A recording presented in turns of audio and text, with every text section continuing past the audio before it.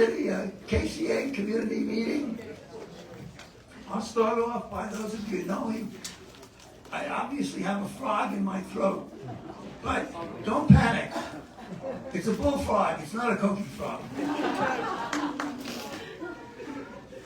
My name is Mike Moran, and I am now the past president of the KCA Community Association. So, as most of you know, for the first time, I think ever, certainly in this century, we had to cancel the January meeting, something that we never had to do before, and it was a touch-and-go situation, but we felt the decision was the welfare of the community. It was like to bring people out for a meeting, and we had people flying over to participate, but the decision was, no, we better cancel it and hope people don't show up, and if they do, we'll just say we're sorry, this was the decision made. And then we looked to see about potentially trying to reschedule it, and the logistics were against us. So it was as I said, a first in this century, and maybe first ever, that we had to cancel one of our community meetings. But we're back. We're back tonight. And as you know, we're blessed to have the mayor again this year. He came out in his inaugural year, and with all he has on his plate, and we all know the situation on the west side. Sometimes we say, lucky we live Kihei. Well, in this instance, we are especially blessed that the poor souls, people that are not familiar with it, I have, because I'm a Howie transplant, so I have friends back on the East Coast, and they think the whole situation is over. They look at it like, well, it was a storm, they have a hurricane. Okay, and you start rebuilding the next day, and it's like nothing else. I saw a FEMA guy said that.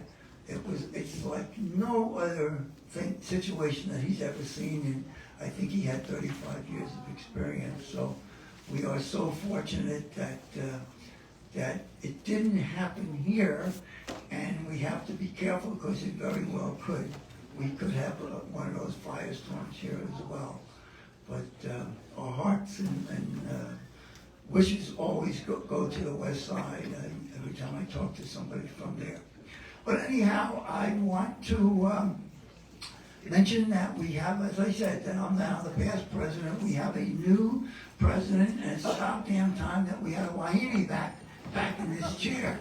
So we have our new president is Charlene Schulenburg, and I think many of you may know her from many of the activities that she participates in.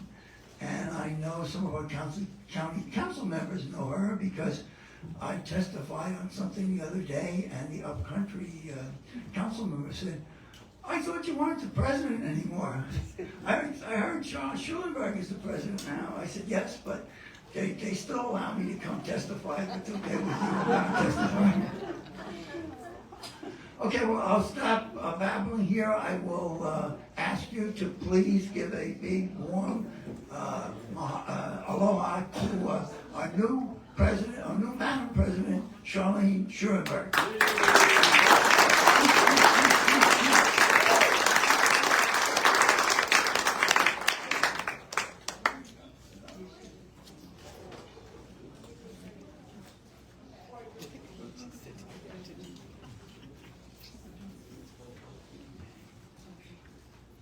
Hi, everyone. Hello. Before Mike sits down, we owe him a debt of gratitude. I don't even know how many years he served.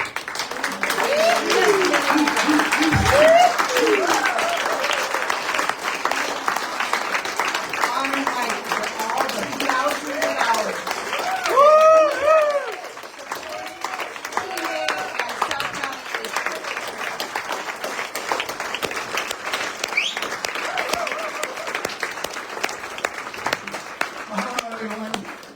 I'll repeat what I've always said, and it's honest truth. none of it would have been done without a strong board of directors. It's like to have somebody that, okay, you're KCA, no, I'm the one who gets to speak for KCA, and Charlene will too, and I think she knows already, but if she hasn't, she'll learn that having a team is what makes it work. No individual can do it. But thank you all. Aloha.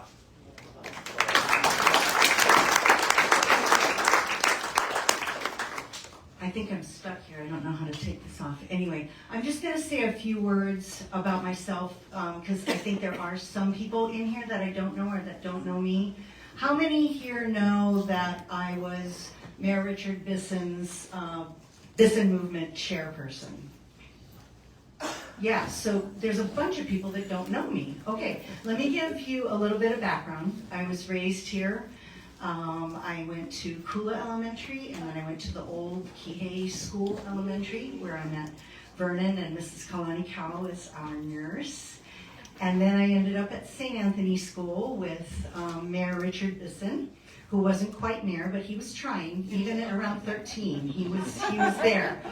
And so anyway, we both graduated, and oddly enough, we both ended up at the same university, University of Santa Clara in Northern California. And that was a big deal. Leaving the island to go to school at that time was a huge deal. And it was just odd that he and I ended up being there. We both got incredibly good education, so we're both grateful for that. And Richard and I stayed, sorry, I call him Richard. Mayor and I stayed friends forever, and as do most of our class of 79 people. And we're all really close. And so he had called and, said, hey, I want to run something by you. I'm thinking of running for mayor. And I said, oh my God, there's hope for Maui. I mean, it just came flying out of my mouth. So then he called back and he said, you know, I was shy. I really wanted to ask you to be campaign chair. Would you be campaign chair? So it was a big deal. I had to really commit, and I had to really think about how we were going to go about this. And not everybody knew Richard. And so this is kind of that moment, you know, where you don't know who the person is yet, and we did a good job taking him around the island and getting him introduced to everybody. And I'm personally so grateful to you, Mayor Richard Bisson, for handling Lahaina. It's been so hard. This is an impossible situation, an impossible position. And yet you show up early and you leave late. And I'm just so honored to know you and have worked with you. So, anyway, that's that. So I have a large background. When I finally came back, I did want to help my community. So I volunteered for St. Anthony, and I was on the school board there for, 10 years or something, and now I'm on the foundation board. I branched out, then I joined KCA, and then I'm part of the Sierra Club board. I also chair an organization called Share Your Mana, which is basically a one-woman show named Lisa Darcy, who helps the houseless when they're in absolute crisis. I'm trying to think what else. I also help our community area called the Ulanio Beachfront Reserve Association. My husband, Gary Passon, really runs it, but I assist him, and we've got like 40 TMKs and a greenway in front of us, and we all care for that greenway, and we have sort of an unspoken handshake with the county and with the state that, we take care. So I'm busy. I have a lot going on. I'm working with a Native Hawaiian 501c3 called Pili Koko.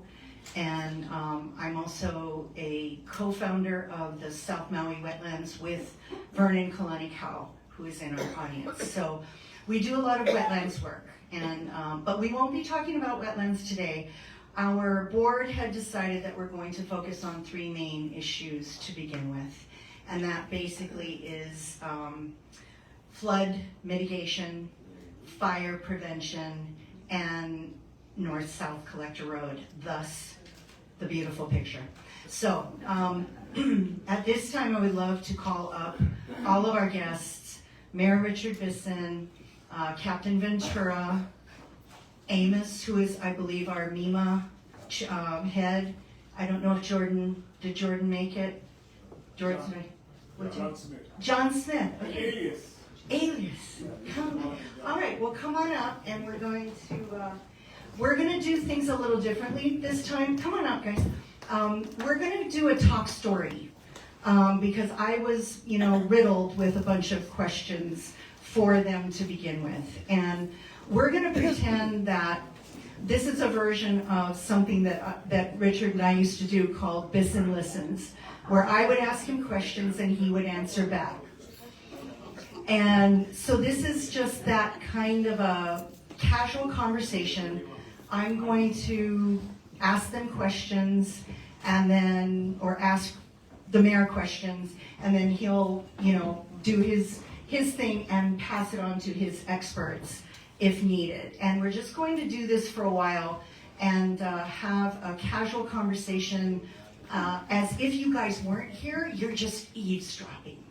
So I think we can get started. I've got ladies for everybody.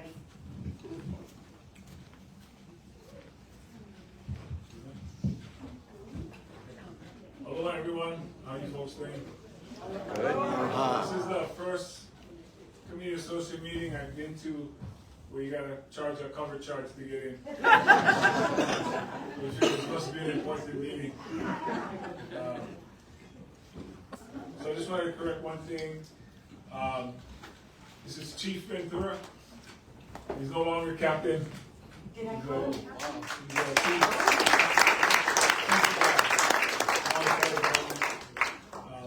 Chief Brad Ventura. This is Chief Amos Lono Kaizua Hewitt, former battalion chief, retired, who is now the head of our Maui Emergency Management Agency. And John Smith is in charge of our infrastructure rebuild out in Lahaina. He works with the Department of Public Works. Jordan Molina, our director, couldn't make it tonight. He's under the weather. So we have John, and John's going to be able to talk about the piece on flooding and the north-south collector road. Of course, Chief will discuss our fire mitigation, and the Chief will discuss our emergency management response and preparation, resiliency. But I thought before we get started, if I could just say a couple of things. I wanted to introduce a couple more folks that we have in the audience. The Managing Director for the County of Maui and in charge of Office of Recovery is Josiah Nishita. He's back there. He's got a very busy day, but he's also here today in case there are questions that are directed to Office of Recovery. I know that's not one of the designated areas, but I've been to enough of these meetings to know that we don't always stick to the agenda, and somebody might shout out a question that we might not have the answer to. Vernon County Call also works with our Office of Economic Development at the Office of the Mayor. Lakshmi Abraham, sitting up here in the front row, is my Director of Communications and Government Affairs. So she's also here. Mahina Martin is my Director of Public Affairs, and she's standing back there too. So we brought a few folks from our team in case we needed to expand or talk about anything else. So I also wanted to note your council member sitting in the back. Actually, I'm pointing in the wrong direction. Where did I just see it? Right over here. Sorry, Tom. Tom Cook is your council member. I wanted to point him out. I also saw Kelly King when I walked in. Kelly, sorry, I'm all right, keep it down. I don't know why Charlene is so political by describing how we got here, but that's okay. We're here now. So anyway, any questions? We'll start with Charles. Did we get anybody? I'm going to do most of the questions today, and we have collected questions, and we'll get to some of those questions toward the end. But I'm going to sort of make a talk story style to begin with, if that's all right with everybody. So I Yes, will. Madam President. I will point most of the questions to you, Mr. Mayor, and as you see fit. we can go from there. I think I'd like to start with, what are the biggest lessons perhaps that you've taken away from the fires that might be useful as a perhaps preventive measure aspect to helping Kihei prevent the same kind of fate? So this wasn't one of the 3 subject areas that It is. It is. fire prepared for. But you're well versed. But I always do this. We can talk about this, but I guess I'll start and then throw it over to the emergency management folks. When you talk about lessons, I think what we should all reflect on is that August 8th, we almost lost Kihei. I don't know how many of you know how dire that situation was. I'm so glad I'm not sitting in Lahaina right now talking about the lessons we learned in Kihei.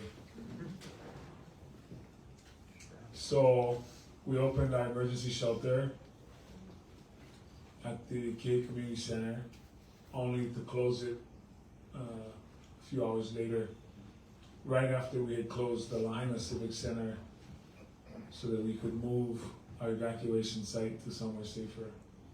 So for many of you who are impacted by that, you would have been redirected to Maui High School gymnasium. So one of the lessons is to have multiple sites designated for evacuation shelters. There are a lot of details that are running through my mind right now, sort of, but I think you're asking for more broad-based. Definitely, but that makes sense. North-South Collector Road for you folks has been one of the lifelines, so you're not trapped on South Kihei Road and you're not stuck on Pilani Highway in case there's no other way out. And you folks have faced that before with fires that have occurred out here. You face that with when the county decides to do road work on South Kihei Road and the state decides to do road work on Pilani Highway at the same time, on the same day. And you folks all ask the same questions. Don't they talk to each other? Well, the answer is obviously no, not all the time. Everybody's got their schedule and not everybody checks. But that is what highlights the North-South Collector Road's significance. And I don't have to tell you folks about that. Either. I lived out here, by the way, for 10 years. My condominium is at Haleakala Gardens. I bought that in 1988 and have owned it ever since. I still own it, my wife and I, but we lived in it for actually maybe about 12 years. So I understand some of the struggles that you folks all deal with out on the south side. But Chief, any more? Yeah. Evening, everybody. Good to be back with KCA Community Association. I think this is, since the fire, our 2nd time meeting at this location and 3rd time meeting with a lot of you. And for those of you that I have not met with, welcome, and good to see you. I think, one simple lesson learned for our perspective is that we can never be over-prepared.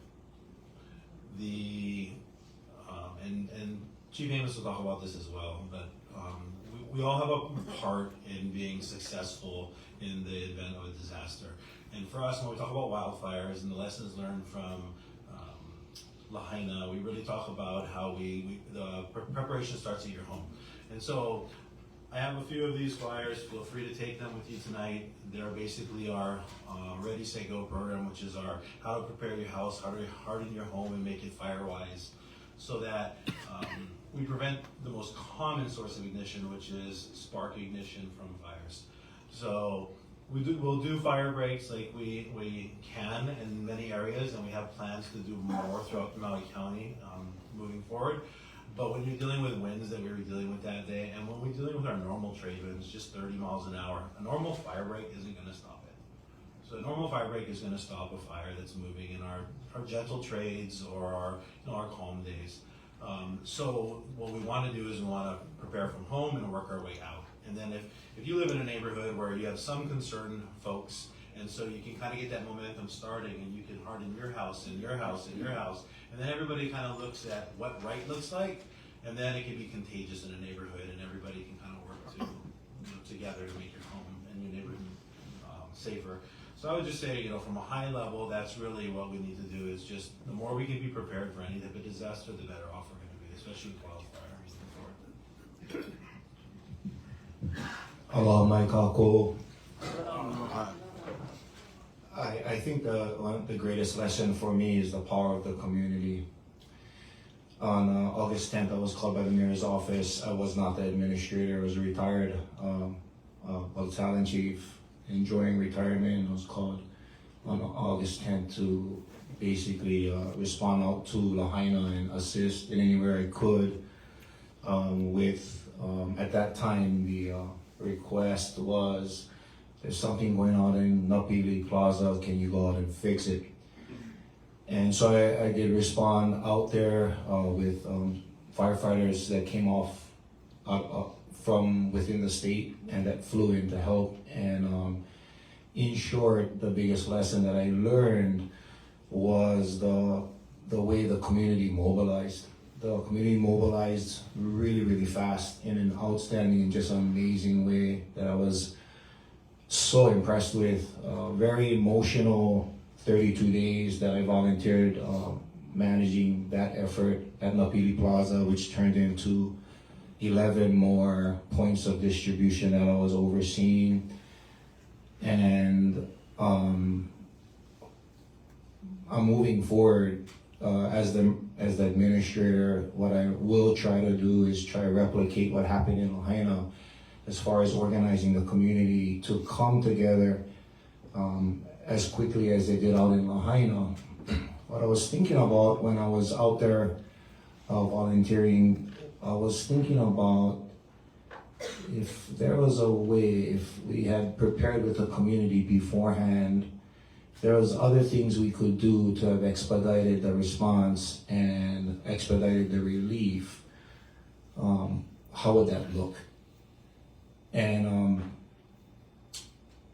the answer to the question is yes. If we would have prepared, if we would have organized, if we would have met, we would have discussed as a community, or all of the communities, I think that we would respond quicker and we would provide relief faster and Yes. moving forward. If I can ask something, because that community out there, very related, local. Our Kihei community is very transient. How can KCA, can we help you out by having more meetings and do planning with you? We can keep trying to rent here and have a place that we can meet. We want to support you in that because we want to be prepared. So the answer is absolutely. How I meet with the communities on an ongoing way, in a productive way, in a continuous way. I'm not super certain how that's gonna look, but what I can promise you is that I'm committed to it. And so whether it's community associations working with maybe county council districts, in the Hawaiian system, it's the Ahamoku system or the Ahupua'a system. And so some kind of similar system to meet with all the community associations, all of the groups, all of the partners, in any way, shape, or form that we can meet and talk and discuss and prepare collectively. That's what I'm looking to do. I'm not exactly certain on how that's gonna look, but definitely the effort will be moving in that direction. We're here to help and we want to be part of that. We definitely do. Thank you. Yes, Jeannie? So one of the things I want to share is a lesson that Amos just reminded me of. So Molokai, about a month or 2 months maybe now, there was a tornado warning. I don't know if you folks remember, and it was right offshore. And you would remember this because you never hear a tornado coming to Hawaii. And so I actually thought it was something like made up. So we of course activated the EOC. Amos was there as our chief, as our new administrator, and right away, the island of Molokai called us with every key stakeholder from the police, the fire, the harbors, the school, maybe 10 or 12 different organizations were on that call. Now, they couldn't have had more than 30 minutes of notice. From the time they got the notice till they went through there, activated their phone tree, he and I were absolutely blown away by it. We come up on a screen, we're sitting in the OC, and there's a Zoom call, and all of these organizations are on. Now, yes, this is Molokai, and it's a smaller community, but 1 or 2 phone calls activated this phone tree. But when they were giving out their reports to us, they had so much detail, and they had so much community knowledge. So, for example, the highways guys, now there are highways for the county and there are highways for the state, right? They're 2 different groups. The public works folks work for the county, the state highways are a state organization. But you can tell the difference. And the state highway guys is saying to us, all right, well, we're sure that we have our trucks located on this side of the road because we know when it floods, this is the side that happens. Like, they weren't just aware of the call, they were already staging their equipment and their personnel. And they were reporting in, okay, we already checked with harbors, we've already topped off all of our fuel and all of our... They just found out about the tornado the same time we all did. Wow. They had no advance notice, more than we did. So, Mayor, And that's what Amos is talking about, is we were so impressed by that, he and I, we decided, how can we replicate that right here on Maui? so where can we stage? That's one of the questions. Where can we stage equipment closer to Kihei rather than having you guys having to, haul everything out from wherever it is you're bringing it? Yeah, that already happens with the notice that comes out here. Public Works, Jordan Molina, John can talk about where they stage their equipment, where they bring in, what kind of equipment they bring in. But what it illustrates is that it is possible. It is possible for communities to be ready for disasters and ready for emergencies. And again, the proof of that was a small community. And these were, like, the DOE is state, right? Highways is state. The harbors is state. And then you got county police, county fire, your county, parks. But it didn't matter. These folks are all one. So of course your community can mobilize the same way. You just gotta have people who, I guess are the ones, are the key. We need to organize. We need to figure out who are our key people that are gonna call and, be those pillars of organization. And we need to do it in small groups, I think. If I can please ask another question and get to the North-South Collector Road. Thank you for a very moving and incredible state of the county address. Whoever hasn't seen it should definitely watch it back. It was pretty powerful. And you said that there was $25 million sitting somewhere ready for North-South Collector Road. I know you had said that road was one of your first priorities, and that was before the fire. So clearly that, I'm sure, has changed a bit. But where do you stand now with the North-South Collector Road? Like, what's been done short term? Well, before John Smith answers, that hasn't changed actually. That's Okay. still the priority. Okay, For good. the county. Thank John? you. Yeah, I'll just run through where we are, and I apologize, I'm not completely up to speed with all the questions for North-South Can you guys Collector, hear him? but. Yeah. Sort of. Okay. Okay. All right. I'm gonna listen to the pro here. There you go. Okay, so in 2024, the big deal for the North-South Collector from Public Works standpoint is obtaining land rights. So that's what we're working on right now. And that allows us to submit for an SMA major, which is the permit that's needed to move forward. But do you have to have all those rights before you go for the SMA? That's correct. So how many are we waiting for? I can get you an exact number. I don't have it in front of me, but it's several. Mhm. I have a map of them, but there's quite a few, and it's small slivers of land adjacent to the road. But they just need access, right? You're not trying to take land away, you just need those people to allow people to go Some on of it's there? easements and some of it's land that they need permanently for the project. Okay, that needs to be clarified for the community, because there's a lot of people that are kind of scared and not understanding. Sure. So, I mean, we're happy to help in any way, because we're part of the community. I'm happy to report that back to our director and have him come back out here and go through that with you folks. So there's the land right part of it, to finish that part, and then hopefully in fiscal 25, it can go out to bid. And then the raise grant that we got, the $25 million, just so everyone's aware, it does have a deadline to start construction. So the deadline to start construction for that money is September of 27. So that means that all of the land right stuff, all the permitting stuff, all that stuff has to happen right now or we lose the money. So I'm going to interrupt right now, because that's great. I mean, we've all heard about North-South Collector Road going to be done in the next couple years, the next couple years, the next couple years. We're at an emergency moment, and how do you guys feel about making that dirt area road go all the way through and get us a true escape route? And if it's by foot, by bicycle, we know it can't really be automobiles, but how do you guys feel about making it useful now?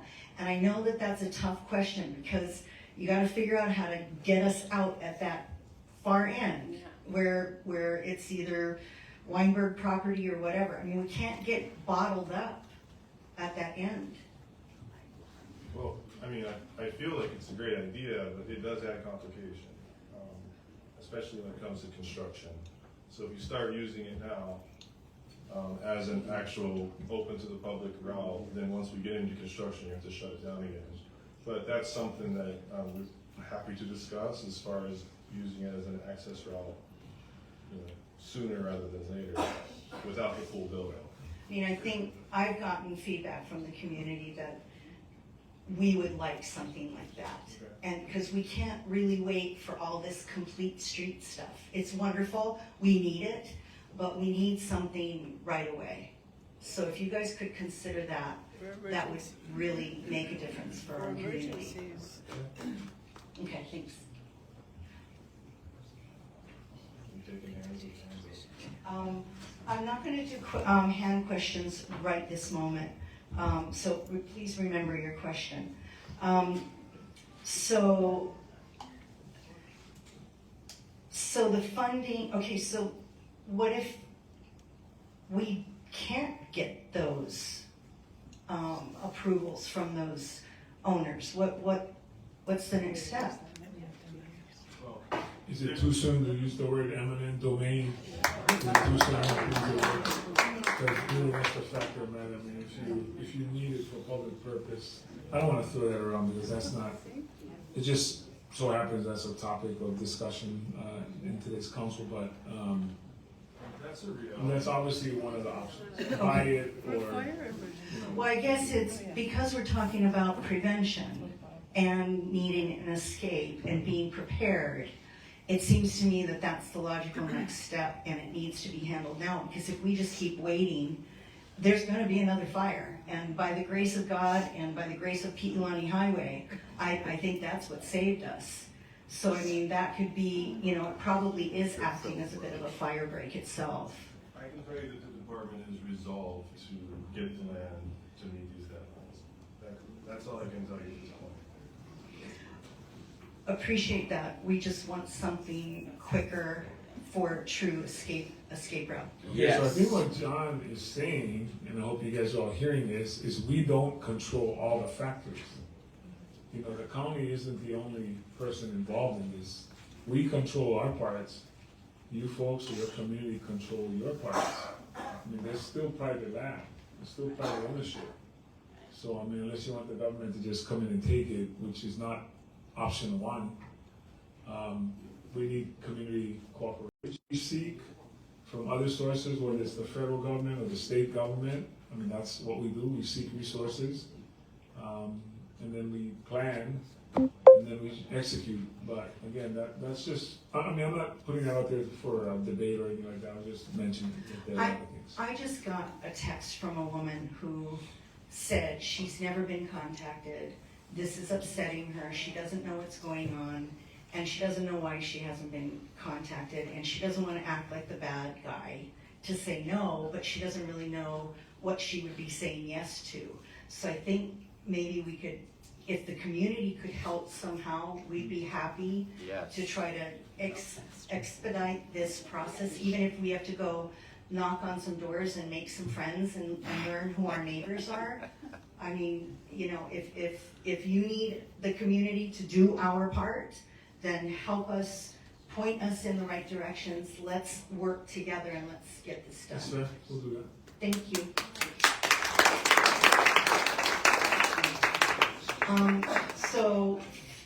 If we could switch to flood mitigation a little bit, please. So, how are you guys approaching flood mitigation? Because it's really clearly frustrating for a lot of the condo owners and whatnot, you know, that keep getting hit over and over. There's someone that is at KCA Bay Villas. They used to never get those kinds of flooding situations, and just in the last 2 years, one gal, you know, just totaled her car with mud, and she took video, and there's water coming from places that didn't come from before, so we're confused about some of the berms and some of the redirection of water that's been happening, and we don't quite understand why it's happening the way it's happening. Building on the wetlands. I'm gonna let John go first, because I think he's gonna give a nicer version, and then I'll go second. For a little bit of background for me, I've been to county for 12 years, and KCA was my district 12 years ago for engineering. So I'm familiar with these flooding areas. My current role is running the operations guys. So I do feel your pain in that every time this happens, we're the ones that have to clean it up.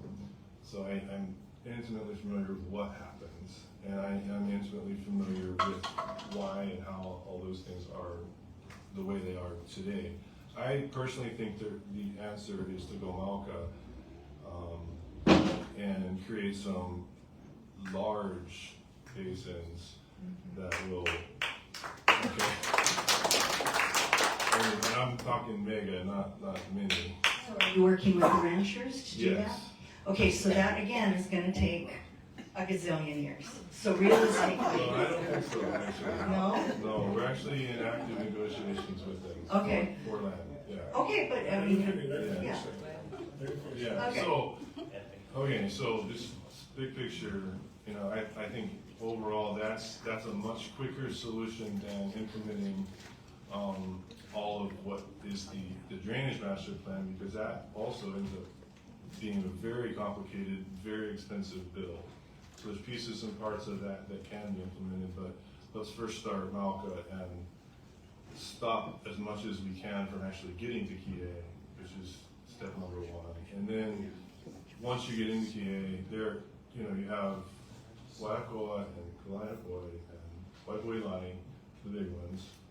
And all three of those, we do have action plans, both, you know, Malka and in the area, for the lands that exist today that we can work with. That doesn't completely solve the problem, but those are all in play today, moving forward.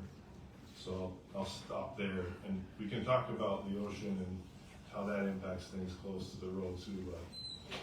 Glad to hear that there's, you know, focus on this. Thank you for that. The other thing, just tying it back to fire prevention, a lot of the lots, bringing up KCA Bay Villas again, there was lots across the street from them, it was all kiawe trees. and they were told they had to do a fire break. And instead of doing a 30-foot fire break, they did a 40-foot fire break, and they did it all the way around. So now it's barren, and all that mud, all that dirt is going to become mud when we have another rain. So how do we prevent, when we're trying to do one thing good, we've probably sort of created another problem on that end too. Yeah. So I'm gonna add that we're not living in the same times that we used to live in. I'm just gonna ask everybody to accept that. Are any of you familiar with the name Chip Fletcher? Professor of Earth Sciences over at the University of Hawaii. He'll be here next month. He wished he could have been here tonight.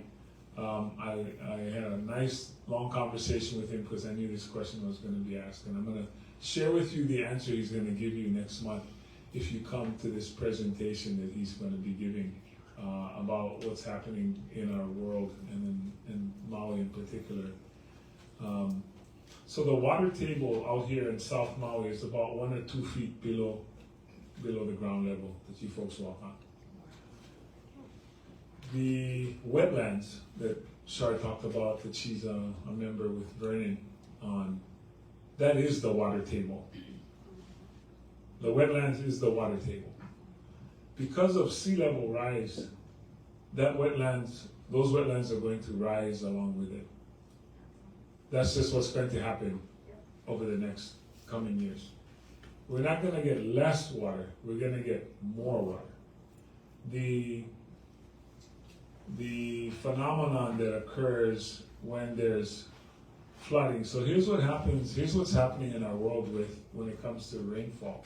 We're getting less rain, but more intense rain. And that's not gonna change.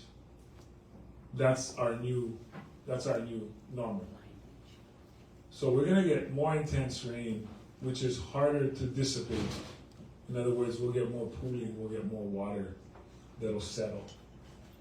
And the wetlands are starting to come back in certain areas. Now, the fact that there are other things there doesn't change what the wetlands and the water is going to do. It's going to go and find its lowest point, which is the water table. And that's what your wetlands are out here. Most of Kihei, Makai, shoreline was and continues to be wetlands. We can do everything we want. I guess we can do what they did in other parts of the world, fill it, right? Go ahead and do fill and see what that does. But it just comes back. So what's happening in South Maui is the wetlands are coming back. And that's what Chip Fletcher is going to tell you. This is what he just told me to tell you in his place, because he couldn't be here today. Now that doesn't mean there aren't things we cannot do to head it off, but just understand what we're fighting against. Again, the things that we don't control. But that's not to say we're not trying, and Public Works is, and I know it's way more frustrating for you folks who live in those areas, the low-lying areas, the wetlands, the places where water collects. That's just Mother Nature doing her thing. I mean, that's what she does. And we're open to suggestions. I know you guys got a lot of good ones, but I will share that the Wetlands Hui is happy to say that we were included in the H.T. Harvey contracted group to work on that wetlands overlay. And we just met with them, and we were able to go through all of Kihei, and we were very aligned in defining and seeing where these wetlands are, because a lot that haven't been wetlands are functioning as wetlands because that's where the water's going. So one of the things that's happening that's going to be good. when there's flooding or when there's intense rain or sea level rise is the water is coming from the ocean as the river is trying to, culverts are trying to empty, but they cannot empty because they're being met by the water coming from the other way. I mean, what are you gonna do about the ocean when it decides it's gonna come the other direction? So are you guys open to spending money and acquiring some of these wetlands? I think we already have. thanks to some of the work that, former Councilmember King put in, I can't tell you the exact amounts or whatever, but I know we did, purchase wetlands. Good, That's thank what we you. did. And so, I mean, that's not the only solution, that's just one way to not build on it. Because when you start building on it, the water is gonna go to your neighbor's yard or somebody else's, because you built in that one. But I mean, this isn't a scolding anybody, this is just pointing out stuff, and that's all it is. It's just an open discussion, but, yeah, wetlands serve a function. I mean, they cannot serve their function if they're not allowed to do that. And one of the things they do is they collect all that silt and dirt from making it into the ocean, right? When the water comes across the wetlands, it dumps it in there, and then just water, only the fluid goes across. But when you don't have that there, everything's gonna go, all the dirt, the mud, and you're gonna get the brown water, because there's no wetland to filter it, to catch it before it goes in the ocean. Those things people look at as maybe, oh, that's a swamp, or that, they all serve a function for your community, for your guys' community. But they're not allowed to serve that function. So they have to, everything becomes sort of artificial after that. I've learned through working with the scientists that for every hour that the water can sit, the sifting and the silt is in fact, going down to the bottom, and it is working. But it's so hard because our streets flood. So then the trucks come in and they open up the berms, and then it all goes rushing out. So it's sort of like this all or nothing, and so it's overloaded, and then it needs to sit, but then how do we deal with the flooded streets? And then it all goes rushing out, and now it's empty. So it's very unstable right now because it doesn't know what it's supposed to do. Well, I don't want to put him on the spot, but Vernon Kalani Call, what did you tell the owners of the old Maui Lu Hotel? What did you say was going to happen when you come, Vernon? What were you going to say? What did you say was going to happen when you decided to either build those berms or put the asphalt or put the concrete? And then exactly what you said was going to happen is what ended up happening. Great. Oh, it's on, yeah. Yeah. So I told them going flood. And so it does, right? So they built on partial wetlands in connectivity with Kulani Hakoi. So it's not TMKs, yeah, it's corridors. It's all one, so they're dealing with that, and they're also dealing with sea level rising, where the waves hit the beachfront property and the waves splash into the pool. So the swimming pool get filled with salt water occasionally. So yeah, so. Well, when it was flat, the water could run. But when you put in berms, Oh, this what happened. yeah, it becomes like a river, yeah, because now you got berms on both sides and the water's gonna fill up. Also, you're paving So- over all the percolation where it's So- down. Yeah, yeah. So what happened with Kulani Hakoi is 8 to 12 feet silt. So by the bridge, the old bridge that we remember, the silt is higher than the original grade of that. So now we get Maui Bay Villas. So you cannot blame Maui Bay Villas for that infrastructure setup. That is based on a condition from a previous owner and a case. So with the median, and there's a slight grade towards the bridge. The water never runs through Kulani Hakoi. It runs through Kaunulu Road, not through Kulani Hakoi. It goes up to Hilton, then it goes towards South Kihi Road. But because of the infrastructure improvement with the median, it has a slight grade. The water now turns right, goes through the median. It doesn't go across to Kalepolepo. It empties out at Maui Isana. So we can go on and on with that, but we changed the direction of the flow. We can blame Mauka we can point Malka. I just like to add something because you guys was talking about Malka. So I was sharing with Tom Cook earlier that I just came off from the mountain with the landowner, with our OID team and OIS team, because we had to go look at some of the work being done on Haleakala. So there is action in place to mitigate, but it's a big area but small. It's going to take a long time, but something's in place to help mitigate. You know, with the deer, we got to do the fencing, we got to do vegetation. That all going to take a long time. But I was happy what I saw today. Tom Cook's part of that effort with Mike Reyes and so on, and the ranchers are fully on board on doing their part upside. So I just came down. So I just like let you guys know that what they're saying is something small, but it's in place, and it's going to take a long time. I'm supporting, so we take care of downside.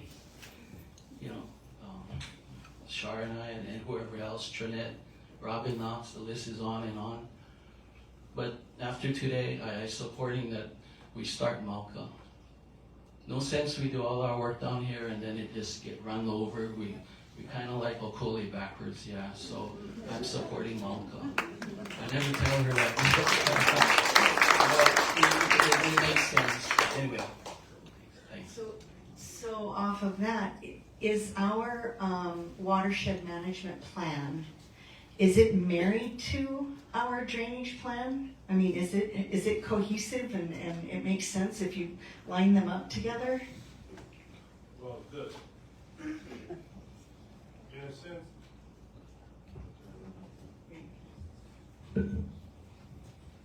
in a sense, they are, as far as coordination goes, like completely integrated, I would say no. The drainage master plan, when engineers do stuff like that, they tend to hyper focus on the pipes and the culverts that need to be put in to accommodate what's happening in that specific location, and they don't generally go all the way through the watershed. And I think that is necessary, and that's exactly what we're talking about as far as watershed all the way up the mountain, and then looking at all those mitigation measures so that a large chunk of the mud and debris doesn't actually make it to this system that already can't handle. That's great. You guys are all over it. I'm super impressed. I mean, you know, I wish we could speed up the timing of things, but I think realistically we've got to, you know, really give you guys a hand because you're thinking it all through and you're dealing with it, and you know, it sounds like there are some solutions out there and that you're headed that way. So I will open it up to questions. I think you've answered most of mine. So yes, right here. I wrote down some dates. I've been following this for over a year now. Thank you. This is dangerous now. Okay, so I've been following this for over a year.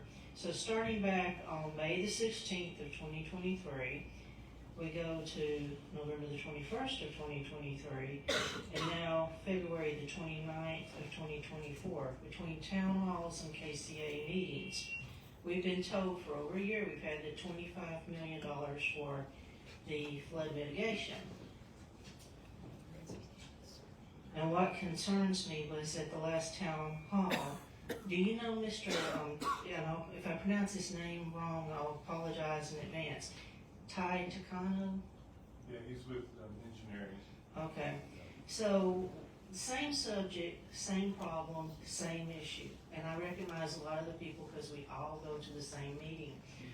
When I asked him about this, and what concerns me is everything you just said doesn't coincide with what they've been talking about all along. And you brought up a good point. Do these things coincide? One thing, we've heard that there's these detention wells. Now, is that part of your program, or is that only their engineering program? And then also, I've asked every time, we thought back in May this was going to start, and they had all their permits, is what we heard, because I write this down every time I come. And nothing started. And I email in advance and all of those things. And hang on, because I'm not trying, Yeah, no, So those are two questions right there. Let's let them answer those. well, just to clarify, but are you talking about Kalani Akoi specifically, or are you talking about? Overall, there were 5 detention wells, and they had permits for 4. And that was back in May of last year. Detention well? Yes, sir. You know, the basins where they collect the water, and that's what's affecting the flooding that's coming down. And at that time, everybody's shutting it down. We got $25 million. Nothing's happened. Now, when I asked Mr. Takano about it, I said, okay, so still nothing's happened. Do you have a start date? And he just froze. And not, I know there's a lot of work to be done and all of this, but now, and I like what you're saying, but again, it doesn't sound like the projects are together. That's what's really concerning to me. I'm like you, I want something to happen. I want it to happen the right way, and I agree with Vern, it's gonna take time. But now we go over a full year, I need something to come together to make me believe. Is your question more about the flooding or about the north-south collector road? What is It's your? all about the flooding. The flooding, okay. Because the 25 million I talked about was for the north-south collector road. Yeah, but there was also 25 million. 2.5 million.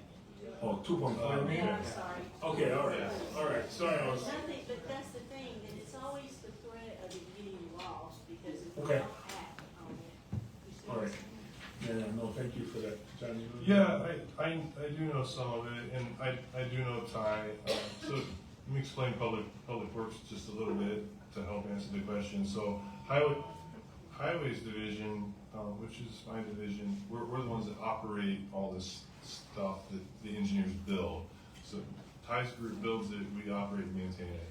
I did get notes from his staff for this meeting, so I can tell you some of the things that is in play today, and I'm not talking the Malka stuff now, I'm talking about the specific projects. So they do have, I have the plans here. This is emergency sediment removal, and I think that's tied to that money that you're talking about, the 2.5 million. That was bid out already. I mean, the construction plans are out to bid, and it's due back, I think, within the next week or two. And then once we get the bids back, then they'll put that out to construction. And that project is specifically to remove sediment in Kalani Hakoi. That's probably one of those basins that we're discussing. So I think that aligns with what Ty is saying. I don't know what he said last meeting, but, so that's one of them.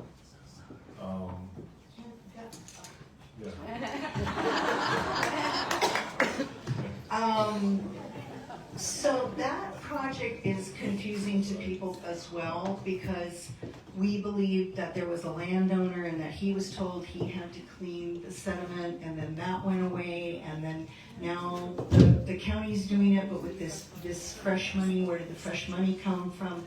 We're all confused. Okay. Let me do my best. So the county's partnered with NRCS, the National Resource Conservation Service.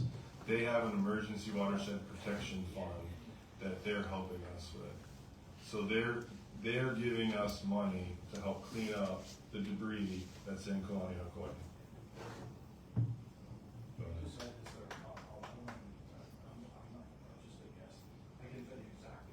Yeah. Okay. Give him the phone. Do you want to answer this then? There you go. Thank you. Hello, everybody. This is clarification. You were at the town hall recently. Kai was there. He was talking about Ty, right? Right. He was talking about the north-south collector road. Clarification of the 2.5 million, which is 1.25 county funds matched by 1.25 million state funds. That is to clean up the Kalani Hakoi Gulch. It's an NRCS grant for an emergency reparation. The reason that they could do that, and it's a time frame, they have to do it within a certain calendar time after the flooding. They have the Public Works has the design from that from 20 years ago. And so they could map and demonstrate, this is what it looked like before, this is the amount of sediment that's in it, we need to clear the sediment, and that'll help mitigate it. NRCS is gonna pay up to 30,000 cubic yards of material. That's gonna be approximately $3 million, and the county's gonna be paying about 800,000. There's additional funds in there, hopefully, that they may clean up to as much as 100,000 cubic yards. As Vernon said, there's 10 to 12 feet of sediment that's in there. Apparently, it's rock lined, and so by digging that out, it isn't going to prevent the flooding, but as Vernon correctly pointed out, it'll enable the water to stay where it belongs in that gulch. It'll enable it to be managed, hopefully, many of the rain events, and it'll only be the big flood events that spill over. So when you're saying basins, ma'am, I think part of the confusion may be a retention basin is like a large kind of reservoir to capture the water. That's more like when they say a basin in the drainage swale. So there's just some confusion on that, and, okay? So anyway, the county, I'll just say, Public Works is doing a great job.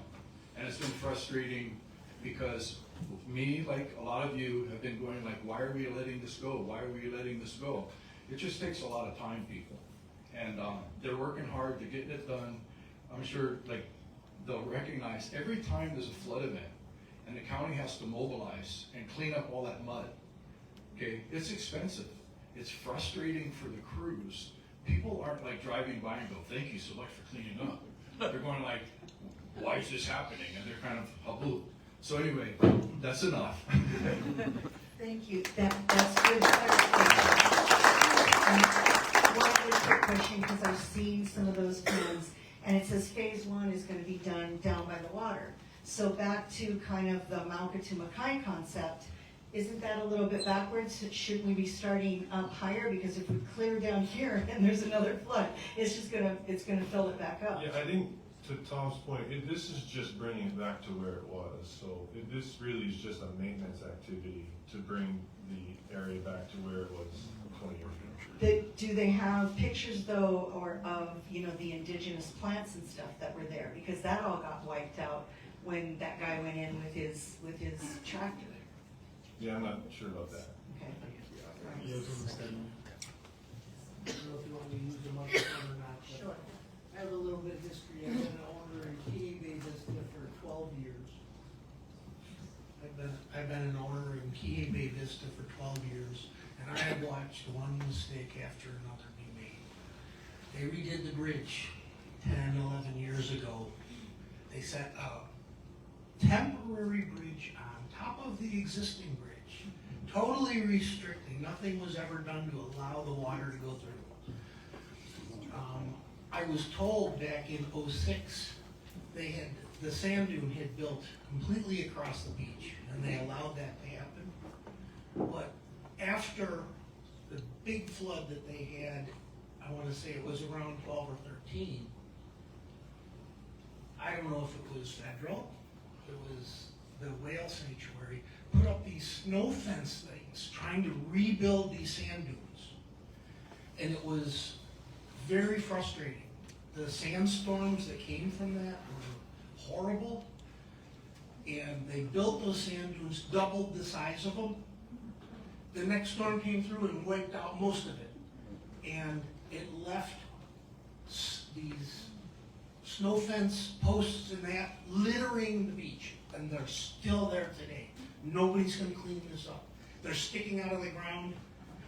It doesn't work. You can't beat Mother Nature. They're trying to build something that shouldn't be there. Do you have a question? I'm making points, I guess, that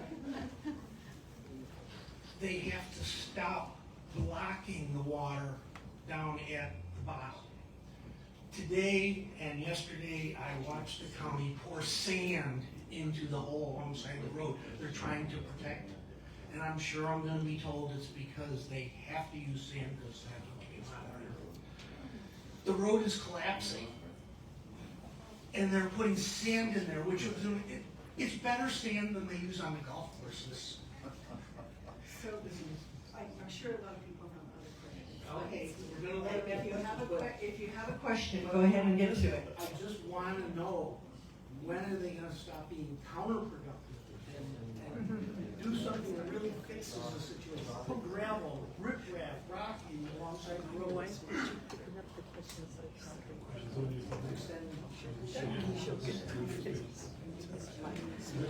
Sure.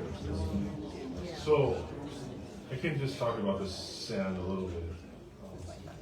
Yeah, you're right in that we're limited in options on the beach. So the county does have, we work with planning department and we do have an SMA exemption to move sand, but it's a very, very specific exemption where we can only move certain sand in certain places along the roadway. So that is true, we're limited in that, and the sand that went in the last 2 days, we know that it will likely get washed out, and we will likely grab sand and put it back there again as a temporary measure. So the road doesn't collapse, but I'll admit that's a temporary measure, but that is what's happening. We washed out 3 months ago and it took them 3 months to fix it. It would be a start next week.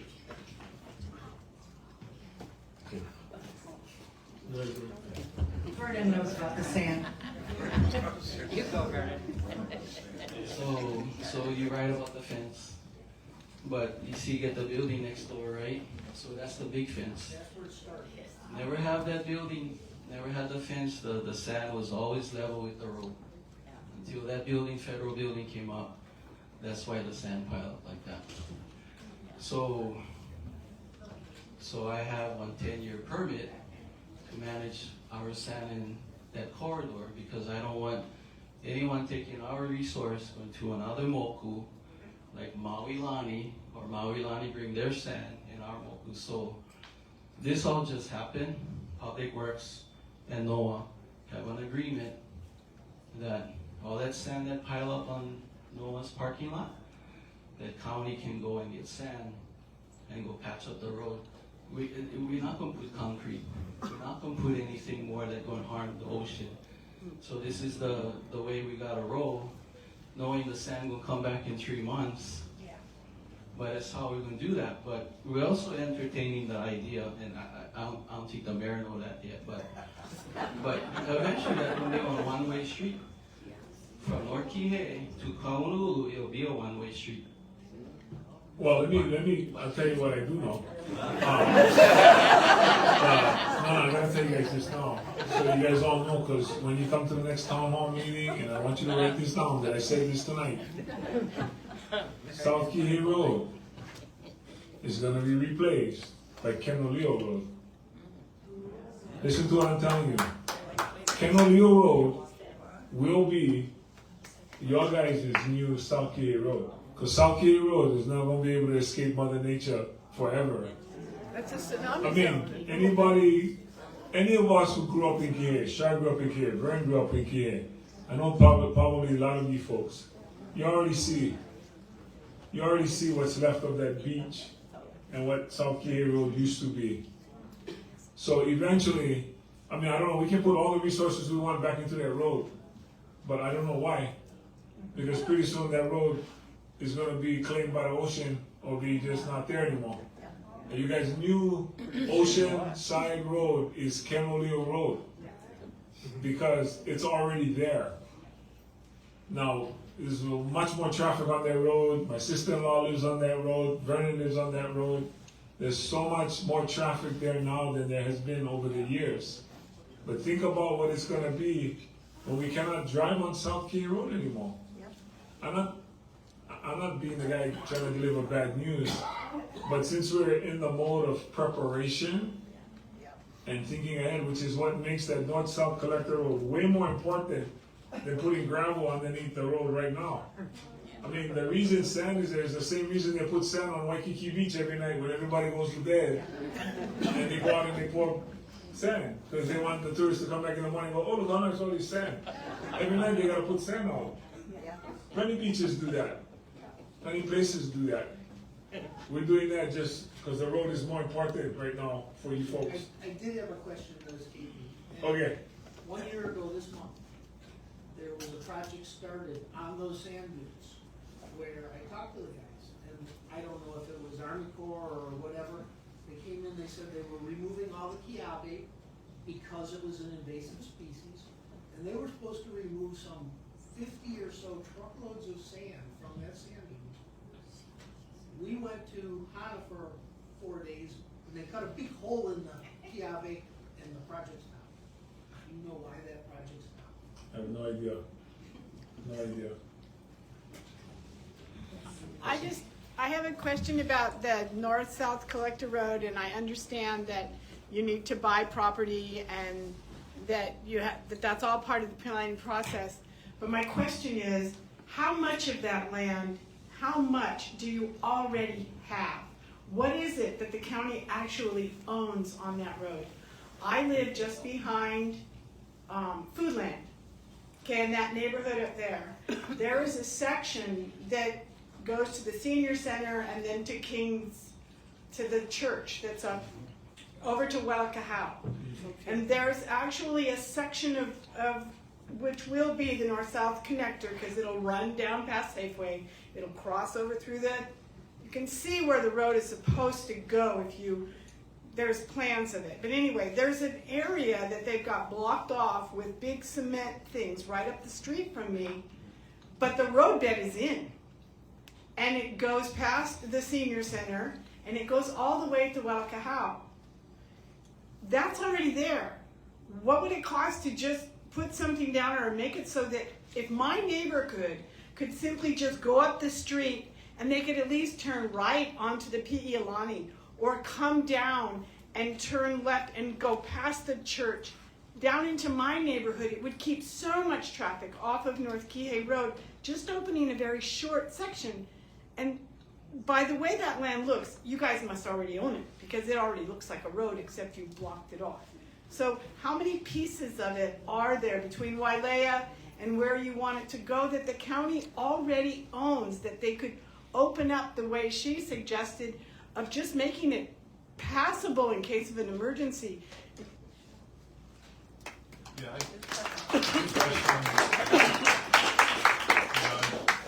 literally just digging into those details right before this meeting, because I can't answer with 100% certainty, but I know that a large portion of north-south collector already is under the county's control. So we're talking about shorter segments, or segments that would make it wide enough to put the road. I think the section you're talking about is under the county control now, and I can take that back to our director and engineers as a suggestion.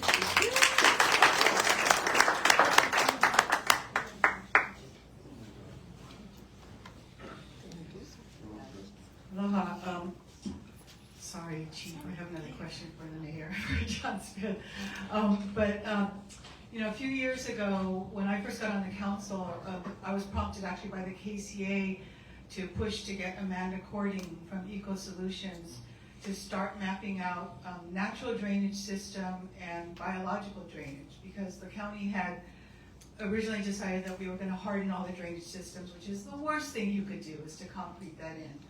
So we did that, there was a study, and then the previous mayor just kind of tossed it out the window. So my question to you is, could we go back to looking at those biological solutions?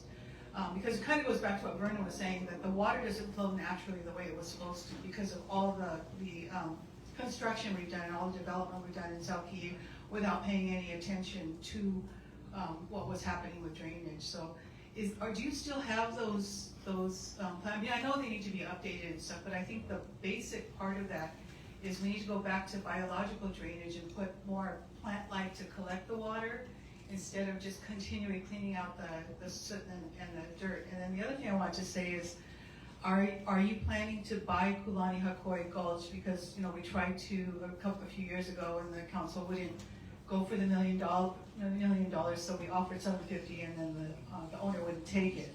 But if we're going to spend $3 million cleaning up other people's property, we should probably look at owning it at some point. So I guess the easy one is, yes, they are looking to buy that land. There is we've received a letter offer from the landowner, and we've ordered an suggestions for that, so that's underway. Hallelujah. Thank you.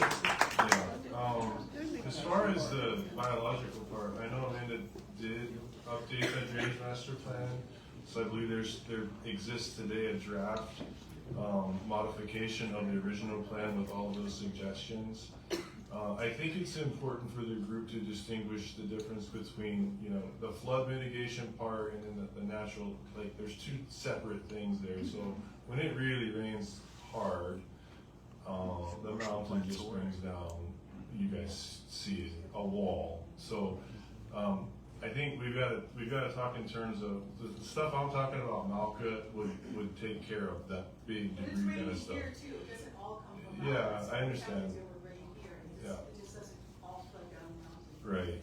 So I think it's a mix, basically. I think some of those suggestions will work, some of them may not, depending on how big the watershed is. Well, Yeah. maybe we're just asking you to be open to that, because the Oh, for sure. No, well, I can't speak for you. Hey, you taller than me, you Yeah. still. I think most engineers today are warming up to those ideas. That's changed. I think, yeah. Okay, they want to hear from you, Richard. So do you want him to give a specific, what do you want him to talk about? Good evening and thank you for coming. What I want to hear about is, do you support those ideas of the biological, the natural drainage, and these are plans the county's already paid money for, we already have, we don't have to recreate the wheel. I just want to hear your thoughts on what are quick to implement ideas that the county's already spent money on? You know, I think we've already demonstrated where we stand on a lot of the things that we've already done. But quite frankly, I've left this piece up to the folks at Public Works and the others, just because my focus is not on this right now. And I know you folks appreciate that and understand that. So it's not a question of whether I support it or not, it's whether or not I can put the time into that right now or leave it for somebody else to do. And that's why I brought all these guys with me, because I know I didn't know all the things that are happening outside of what I'm working on. So yeah, I think we are demonstrating as a county.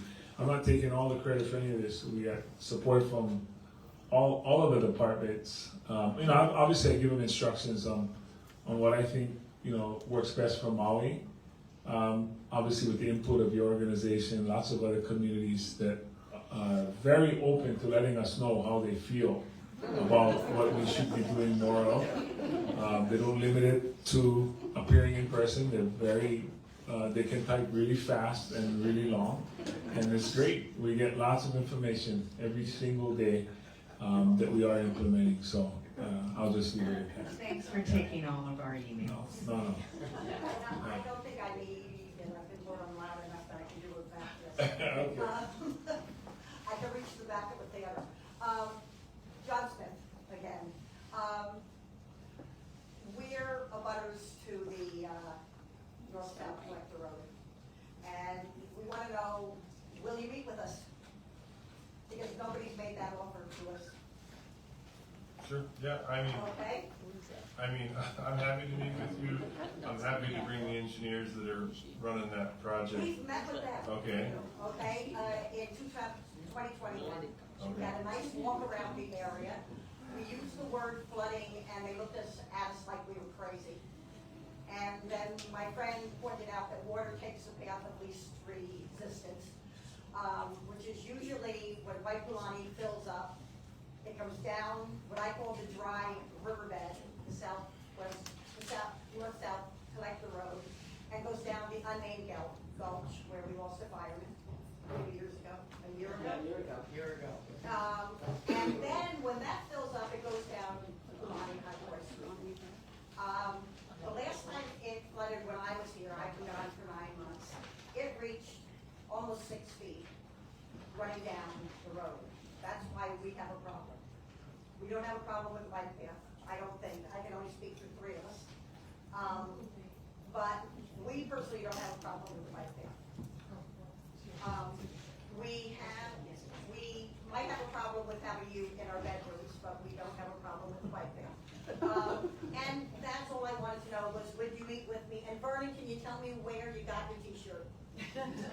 I print them. I got your email, I'm gonna write you.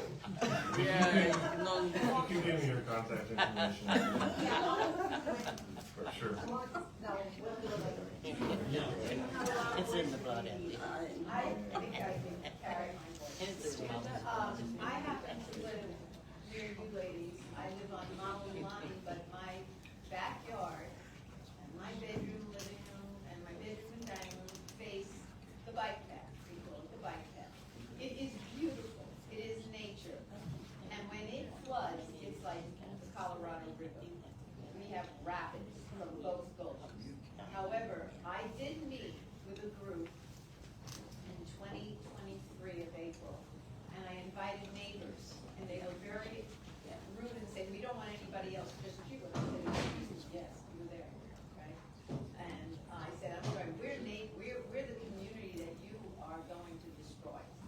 Because they told us that it's gonna be dynamiting, you might lose a roof, you might have cracks in your house, and they were gonna put a roundabout, not only on the Piolani, but right at the end of the north-south connector road, and one on Waipualani. And I'm going, first of all, this bike path is the only natural spot we have right now. It absorbs more water, and you start laying the cement, you put a road there, there is no exit off that road, because all the neighborhoods are cul-de-sacs, built way back when in the 90s.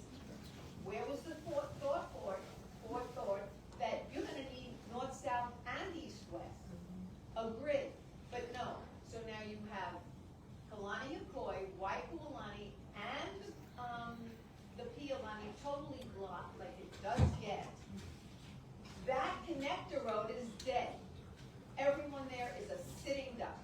And we're gonna get fumes, we're gonna get noise, we're gonna get an unhealthy air we have right now. Why don't we let Mr. Smith answer and to some of the And I got accusations. to add, why not open up your emergency off the Piolani, the road through the high school to the back, and let people exit out to Oakland? And that's why isn't there an exit there? Because all the traffic coming, and it's not even filled yet, all the traffic from the high school comes onto the Piolani at the most high traffic times.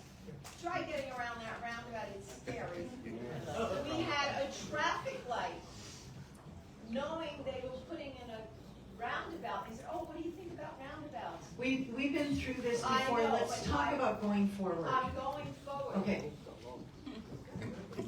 That roundabout is dangerous, number one. Put back the traffic light, put a crosswalk with crossing guard, and you don't need millions of dollars for an overpass. Sorry. All right, let's. I'll attempt, unless you want to. I have a question, you can answer. Okay. Yeah. So, you don't support the north-south collector? Absolutely not. Okay. Why not open up the other end like this lady suggested, which is already there? Can I see a show, that was my question, can I see a show of hands? How many people are in favor of a north-south collector road in Kihei? Everybody. Everybody. On the law. I don't think it's gonna work.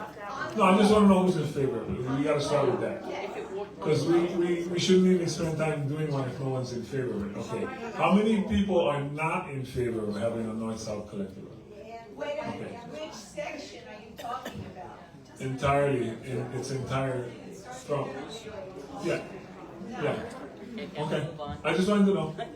Because we were doing it thinking that the community wants it. Community No, I just saw it. I saw it. No, I'm not trying to pit people against each other. Please understand. You know, as we move forward as a community, talking about lessons learned, I think the big challenge for us sitting up here as the face of the administration and those of us that are sitting in the audience, it's not just trying to strike balance, because I understand everything you just pointed out about fumes and traffic and all that other stuff that happens, that comes with any road improvement. But it's not just balance we're trying to strike, it's harmony.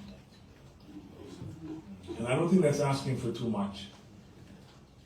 as we move forward as communities, and I don't care if we're talking about Makawao, Lahaina, Kihei, Wailuku, we look for the same thing in all of our groups. I don't know how many of you come to community meetings for other communities, or you just come to the ones for your community. At least you do that. But we go to every community. Molokai, Lanai, Hana, doesn't matter. So the same message goes to all of our folks. We're not going to always agree on everything that's out there. But I know everybody is thinking the same thing. What is best for our community? What is best for the majority of our community?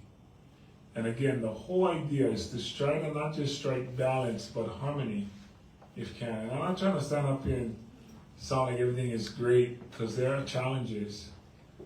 But I'm glad that everybody speaks their mind and says what needs to be said, so that we can factor all of that in. Because one of the issues with government is you make a group decision that affects individual people. Because you cannot make, how many of you are in here? 150, 100? We can't make 150 individual decisions. Okay, you get a road, you don't get a road. You get a driveway, you don't get a driveway. You gotta make one. Obviously, that's obvious, right? But the challenge is you make a group decision. We have to make that group decision. I signed that paper. And it affects everybody individually. And everybody says, well, why did you do that? That doesn't work for me. Because I had to make a group decision. The best decision. Just, that's all I wanted to say. It's not like we're trying to pick on anybody or pick one person over another. Mayor, do we have time for a couple more questions? Let John, you want John to finish that last one? I think she asked the question. I think, well, just to add to what you're saying, I don't know the specifics, but for me, being intimately involved with Lahaina, you look at the infrastructure through a different lens now, and the decisions that we make, like the North-South Collector, it truly is a community decision, and it will make Kihei safer. And it's a little easier to make that decision for me now and to speak a little bit more with confidence about why it's the right decision.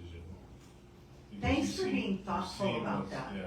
I mean, you guys are putting a human face and the thought process behind it, because, when we're sitting here in the community and we're just griping, we don't want to just be gripers. We want to be supporters and helpers to the administration.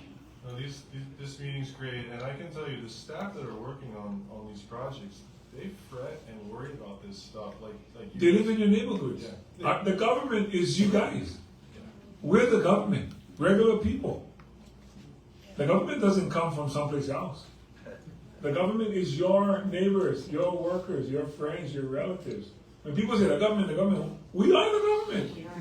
Okay, a couple more questions, please. Hi. Well, I really appreciate the questions that have come so far on this part of Kihei. I'm from a different part of Kihei, and I have a question about that. We were told I've been told for the last couple of years that in Maui Meadows, this is for the fire, that the bottom half of Maui Meadows has regular fire hydrants.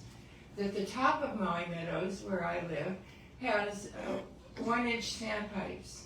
And the fire person that was at the Maui Meadows neighborhood meeting said, they can barely use one house. And I'm not even thinking about a huge fire like Lahaina. If a couple of houses in my area catch on fire, we have these 1-inch sandpipes. I don't know how they got, put in. And I'm wondering, we talked about how to mitigate that and if they can be upgraded so that we have some real fire, because my house is now not protected. And they said they're gonna send a truck up there, but there may be lots of places for a truck to go, but I don't have anything in my neighborhood. So are they doing something? Can they do something about that? I can speak that a bit. So the water systems that you see around the community are approved based on the fire code. The fire code is upgraded every 3 years. So Maui Meadows is built in what year? 69? Well, so that's why those are standpipes, because they met the fire code at that time period. In order for systems to get upgraded, you usually see it when you see subdivisions happening. If somebody owns 10 acres, they want to cut it into a bunch of lots, then they have to bring in the larger water supply. The water department manages the water hydrant system. We're an end user just like you. We get it out of a hydrant, you get it out of a faucet. So for upgrades to be done to the system, it usually happens when there's subdivision, additional construction, or if the infrastructure is old enough that they want to improve a whole section of it, but that would come from the water department. So for us, we recognize that. We have standpipes in Haiku, Kula, all over the county. Maui Meadows, our firefighters pre-plan the areas, they know where they're at, and that's why Mayor has supported additional water tenders in multiple stations throughout the county, because we recognize the demand that's needed for fire is greater than what those standpipes can always provide, especially like you said, if it's multiple homes. So we don't just respond with just the fire truck now, especially the standpipe neighborhoods, especially like in Kula, Maui Meadows. We know most of the areas, Haiku, that have standpipes, and we'll always be dispatching a tanker as well. So that's what we can do for the immediate time. Long term is to work with the water department to improve this, the systems. Thank you. We are normally we're a hard out at 8 p.m. I think we're at 8 p.m. Mayor and gentlemen, can you stay for a couple more questions, or do you have a hard out? Because we have a couple more people that have questions. Oh no, I don't start work till 7 a.m. tomorrow. Thank you. Let's go with two more. We've been talking about the north-south road, and KCA has 20,000 approximately residents, but we're not the only ones who use that road. There are thousands of others going further south, and I'm wondering if we're talking to Haleakala Ranch, Ulupalakua, Ulu ranches about possibly putting in another road that would accommodate the tourists and those that support the tourist industry. So I'm not aware of us with those particular private landowners, but I kind of want to answer that question that this person asked about the Kulani Hakoi school and the roundabout and going Mauka. The one thing I will say about roads, no municipality wants to own a road. I learned this in my short time that I worked at the Department of the Attorney General for the state of Hawaii. There were two places we got sued the most on. It was beaches and roads.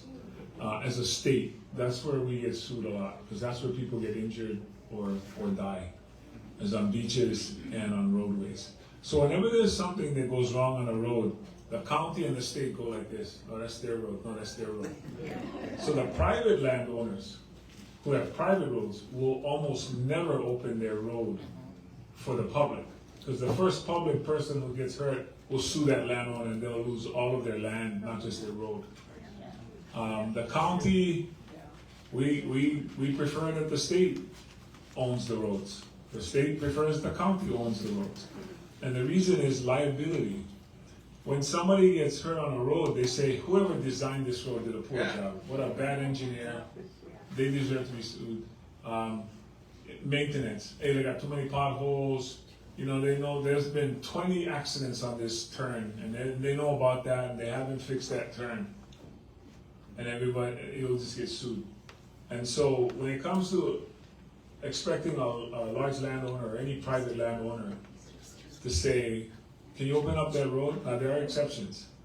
You know, the old Tanahala roads, what is the other name for that? There's another name, the cane roads, the cane roads. Right? I mean, those roads, everybody wants, why don't we use those roads? By the way, when we take the debris from Lahaina to Omaopio, we plan to use those roads to not put all the strain on our road, the other roads that we drive. So there are road systems here, but again, it's all liability. The minute you start driving on those back roads, you get hurt. You're gonna sue the person who's supposed to maintain that road, and nobody's maintaining those roads now. We don't have sugarcane. or pineapple. So, I mean, there are things we can do, we're thinking about it already, for emergencies, for evacuations. We're evaluating all of our evacuation plans for all of our towns. And we have some of those resources, some of those assets available. But that's the main reason people don't wanna, the reason people don't wanna go Malco behind the school is nobody wants to claim ownership of that road.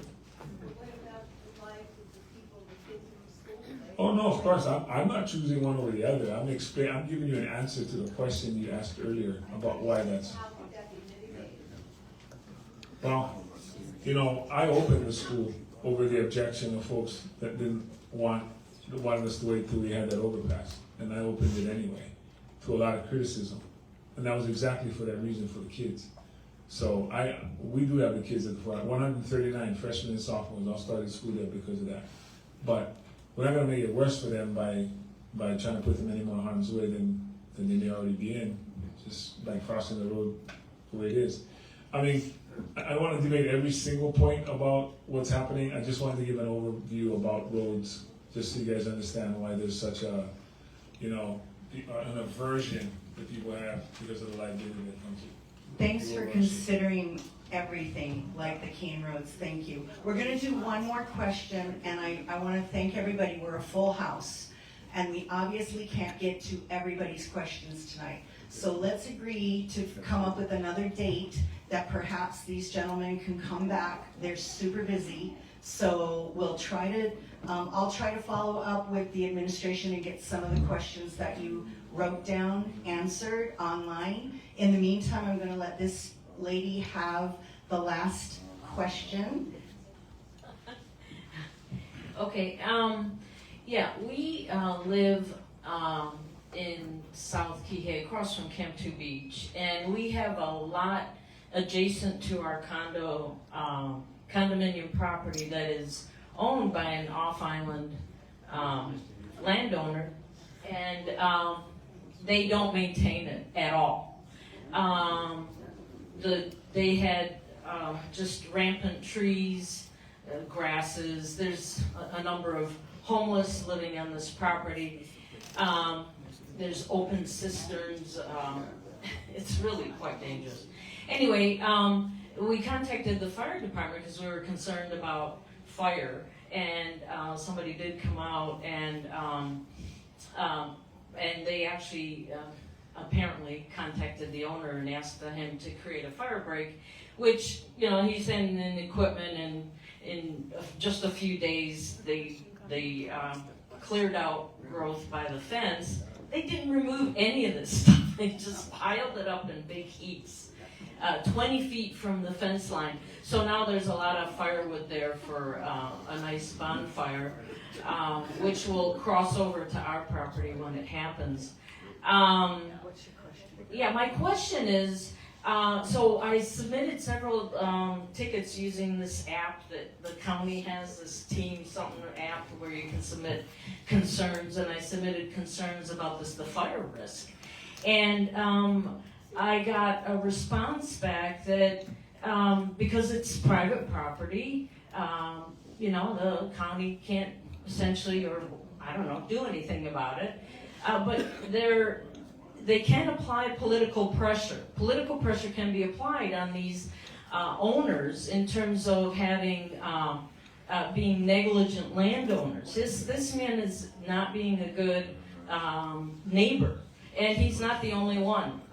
Well, my question is, I want the mayor's help to apply political pressure on the negligent landowners to take care of their properties, because they're causing danger to the rest of us. If that lot goes up in flames, it's gonna threaten our condo resort. There's 180 condos on our property, and there's more on the other side, and we'll all be impacted by it. And there's just piles of timber there.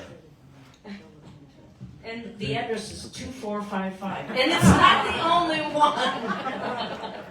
No, I think you asked a fair question. I don't think it ever comes down to applying political pressure. I mean, there's legal obligation for a landowner. The fire chief can go out and give citation to landowners who don't mitigate their fields, for example, and fires, and this is highlighted more recent in the last few months.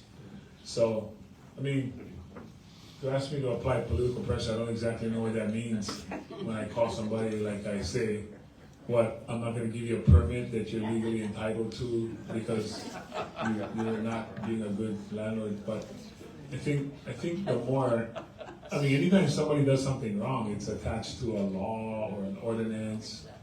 So we just do the right thing, just the straight up thing. You just cite somebody, you give them a citation. No need to threaten somebody with, I don't know what it means. Honestly, I don't know what it means to say political pressure.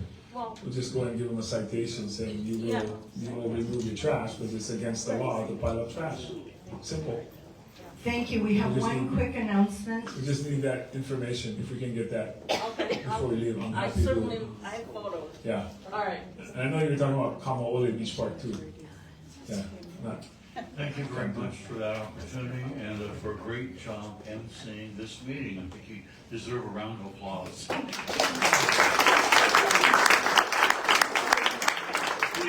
Yes, being nice to the rookie president. Rookie president.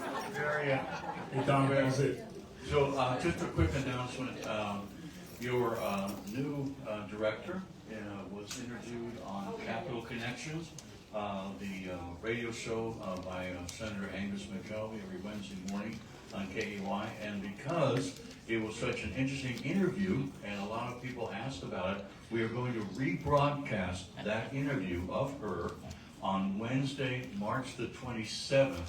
That's at KAY, 7 a.m., 11:10 a.m. And she will be on the radio and with a lot of very interesting information about this organization and about her plans for the future. So I encourage everyone, if you can, set your radios or get up and listen to this show. It's a great interview. Thank you. I did not pay him. I did not pay him for that. Thank you, everyone. Do you guys have any last words? Just mahalo, everyone. Thank you so much for your hospitality tonight, and we will be back. Yeah, we'll try at to your figure out annual meeting. another meeting. Yeah. We want you quicker than a year.